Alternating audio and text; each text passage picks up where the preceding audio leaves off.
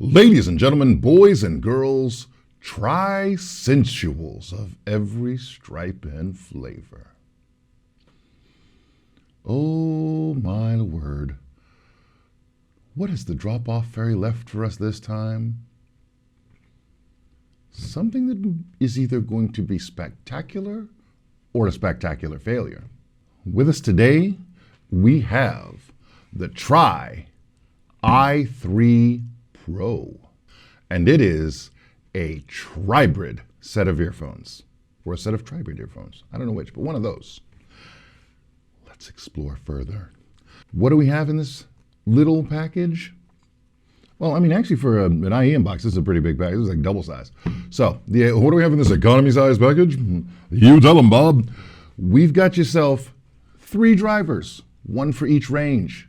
We've got a 10 millimeter planar, an 8 millimeter dynamic driver, and we've got a big old BA. So we have one technology for every range, is what it seems like.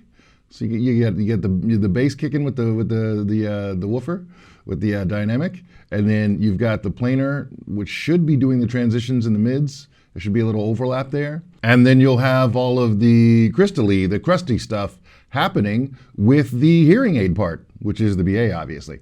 So 3 of these powers are going to come together in synergy and give you, I guess, the Voltron of IEMs. I don't know. Well, let's see what that's about.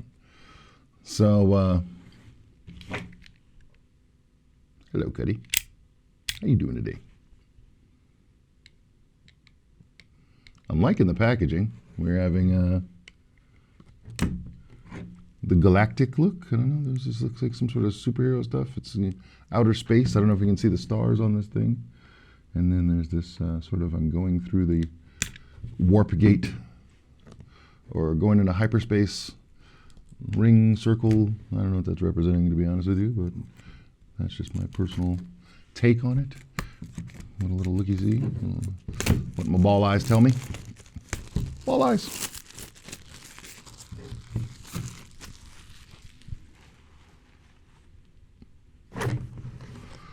And we have, sort of a, how can something be matte shiny? It makes no sense. It's kind of a shiny matte packaging.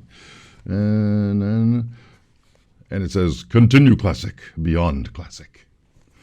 Like that. I don't know what that means. And then they have a really nice logo. I like this logo there. It's very, I like their little brand or service mark, whatever that thing is, because it's got a little, it's like headphones on the outside, and then it's got the thing, the little dongus that you stick into the device.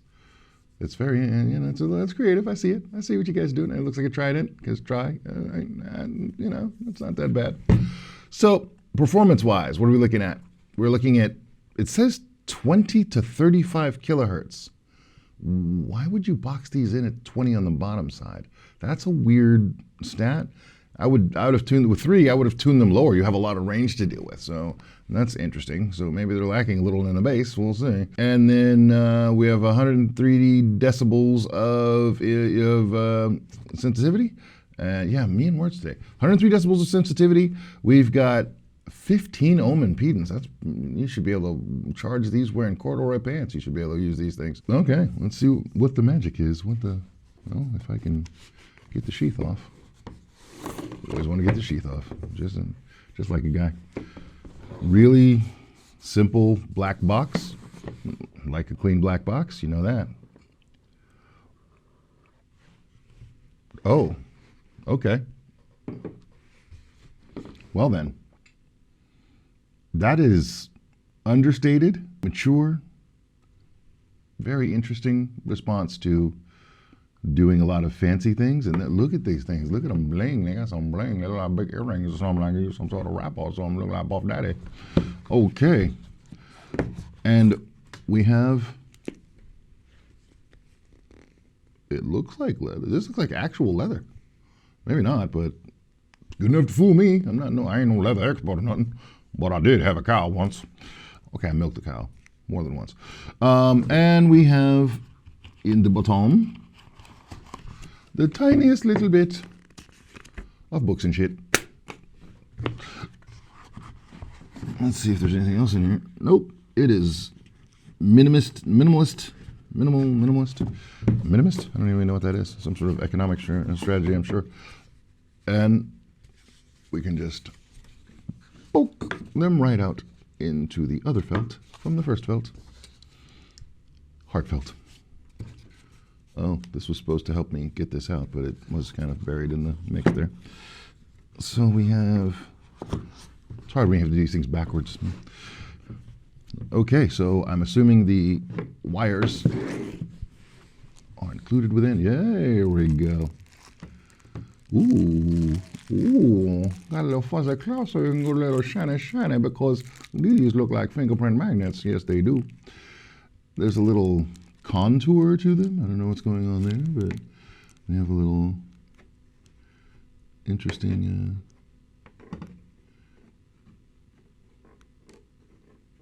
relation between the two. They come with some perhaps overly soft, look like medium-sized ear tips, and there seem to be spares, quite a few here.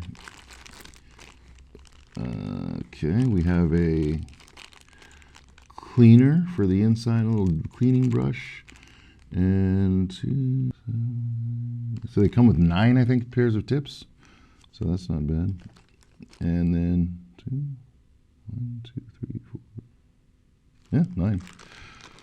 And oh my, look at this cable. What have we here?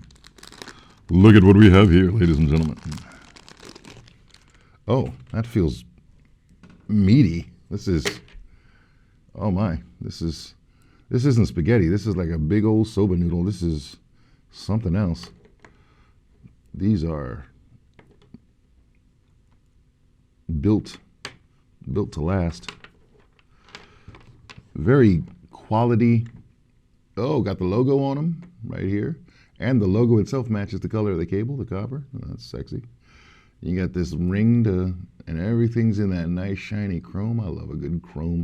Mirror is really my favorite color. I think it's mirror, then black, then purple. And they got the tri here and the trident here. So that's interesting. Looks like 78s. 2 pins on the end. Are they marked for left and right? My far-sighted butt is hard pressed to see. If you look directly at them, there is red and not red, so they are marked in some way. So you can keep it all straight. And quite a hefty, they come with protection. Remember your prophylactic. And this is aircraft aluminum levels of, so this is not going to break. You'll have to snatch this out or something. You're gonna have this, unless you lose it, you're gonna have this for the rest of your life. It's definitely that, but interesting that it's just for all the rest of the level that this seems to be at, it's just a very basic the connections are very basic. It would have been cool if they'd give you a swappy on the end, so then you can go both. You can go balanced and unbalanced, or you can go, you can use your actual, because this, a tri-brid, you're gonna, I'm assuming at some point there's going to be an amp involved. I'm going to get an amp involved, because, the more the merrier, you know how that works. So, but in these little buddies, there's already a 3-way going on. So let's see if we can figure out what kind of party it is. Do we have indicators of right and left on these? Not that I can see, but I've been fooled before. So I'm going to just try it as is, and if I make it wrong, I'll adjust in the future. I've been burned before, people. I've been burned before. You don't understand. Just don't know, man. You don't know what you do to me. Oh, good Lord. I'm really glad they've come up with better systems for this. All right. Round 1. Wake up. In a cold sweat. Yeah. Ooh. Went in smooth. Okay. What do we have here as far as We've seen the finish. Let's see the fit. And remember, as usual, we do this as they come. We don't mess with the extras and the specials and they're a bit big. Wonder if that'll be fatiguing over time. The nozzles are long enough. I guess it's deceiving because the things are so big that you don't think it'll, like, proportionately it looks a bit different, but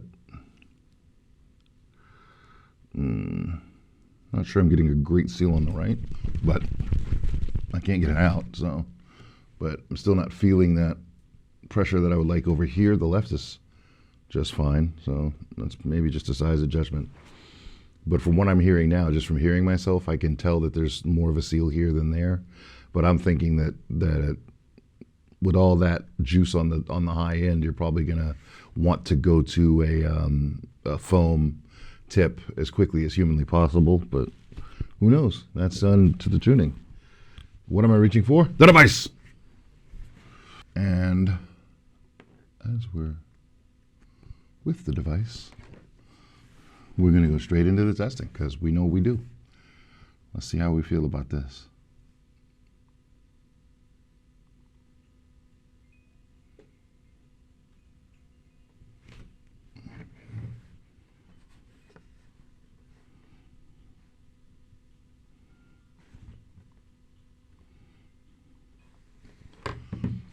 Okay, so I can't hear any bass unless I put my fingers in my ears.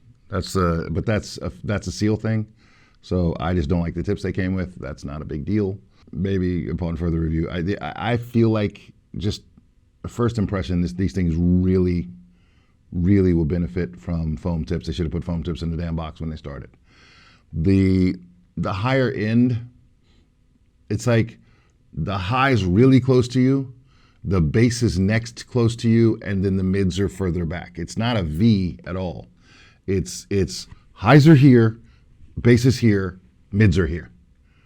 And they're not lacking in precision, but I think that I can perceive the bass drop off, and they should have tuned them down to 5 hertz as far as I'm concerned. They have the tech, why not do it? And it kind of does, there's kind of a shelving in that you can feel in not just the bass, but sub bass and any of the low end. So maybe that'll change with a different track. I'm not sure because this is a live track, all jazz, this kind of things. That's why I do, produced music, unproduced live music. It's do a few things to see what the variants are. But right now, that's where it kind of seems to sit for me. Let's see what else we can look at here.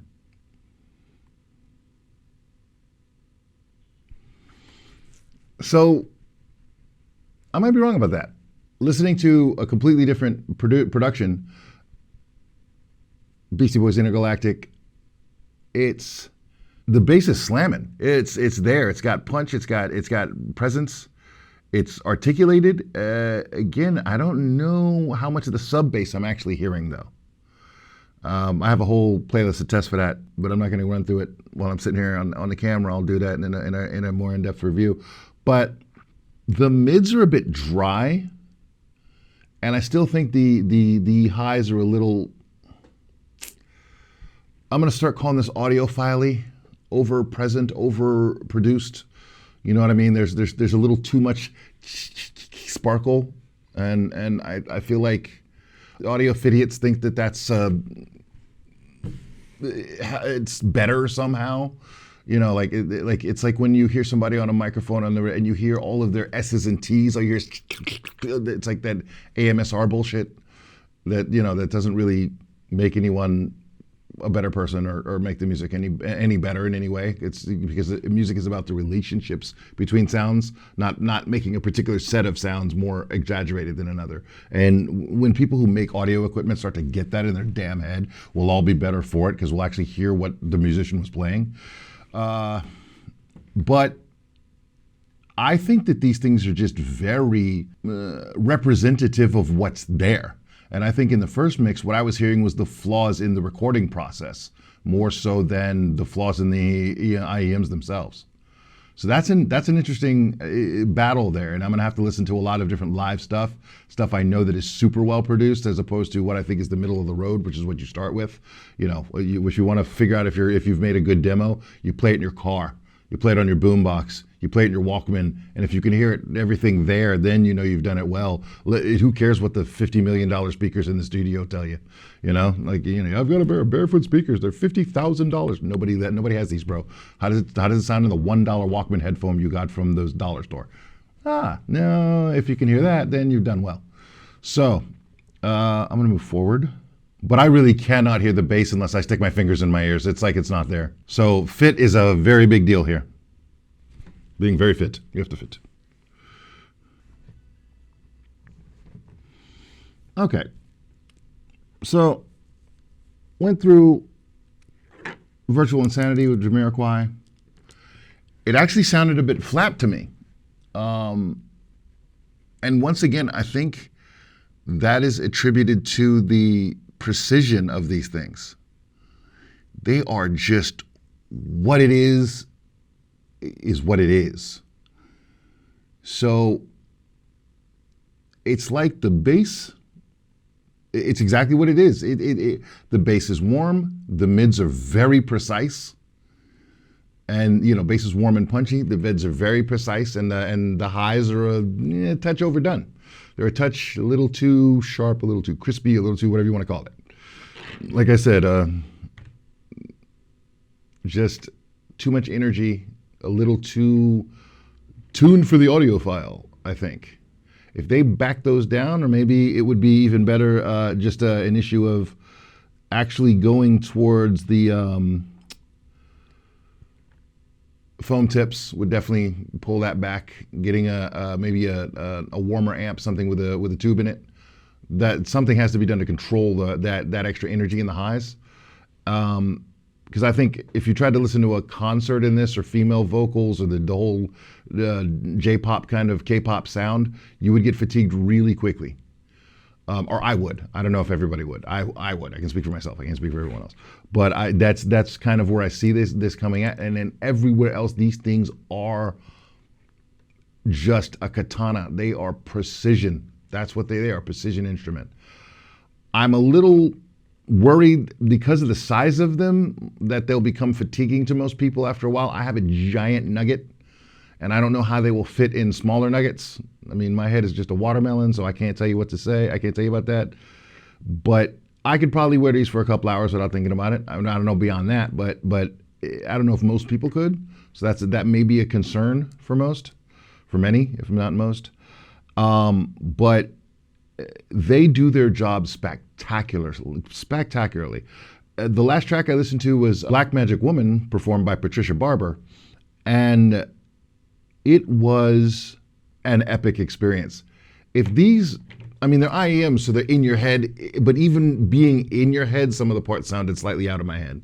And that was pretty amazing. They were, I mean, even the presence of the audience when they were clapping and making noise in this, it was really, really a treat. So these are definitely going to round 2, and I don't know what to say, man. If you're serious, and they're around the same price point, or they were, as the Timeless, and they're not the Timeless, but they are a good alternative. That's actually an alternative. They're not a Timeless clone, but on paper, I would have to tell you that they do well all the things that the Timeless do well.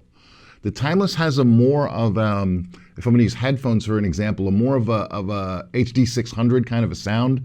It has more of that darker, more present sound. This has, because of the BA at the top, I think it has a more of a, like I said, that artificial brightness that's the part that I don't super dig, even though I can't write down there's technically something wrong with it. It's not doing anything wrong. It's just not doing it in a way that I like. So if you're into that sort of thing, and lots of people are, or they wouldn't make them this way, these, I'm sure these could be somebody's top set of earphones, or in somebody's top 5 without even blinking about it. They do everything well except sticking my ears well. So, and I'm going to have to work on that. So I would really like to see I'm gonna see what they do when I can get a balanced cable and get them in an amp. Because if this is what they're doing out of my phone, my old phone from 2015 or whatever the heck it is, and it's 22 now, I'm expecting a lot bigger things from these. I honestly think you could use these as IEMs if they can pass the endurance test of just being in your ears for that long. They are really good at a lot of things, sometimes too good, and I think that's the problem. If you listen to a lot of low quality music, or if you're some DJ and all your MP3 files are under 320K, you might want to shy away from these. But if you're really into hearing every single detail of what's going on, and you have a lot of lossless music, and you listen to a lot of soundtracks and and even movies on these things, would be just fucking brilliant, dude. So go out. These things are art, and if you get them, go out there and listen to some art.